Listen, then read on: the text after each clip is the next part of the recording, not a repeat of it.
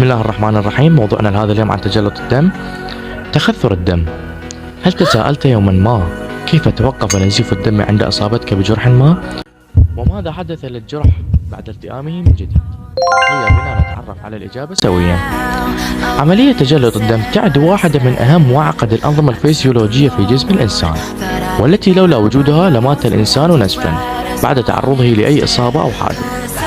يمكن تعريف العملية بأنها العملية التي يقوم بها الجسم لمنع النزيف وفقدان الدم في حالة الحوادث والجروح. وفي هذه العملية تتغير حالة الدم من الحالة السائلة إلى الحالة شبه الهلامية، مما يؤدي إلى إغلاق مجرى الدم في تلك المنطقة. يعتمد تجلط الدم على عاملين أساسيين، وهما الصفائح الدموية ونظام الثرومبين.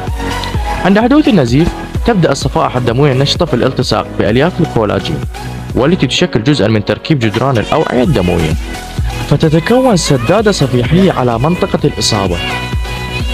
ويحتوي نظام الثرومبين على العديد من بروتينات تجلط الدم، والتي تنشط عند حدوث نزيف أو إصابة.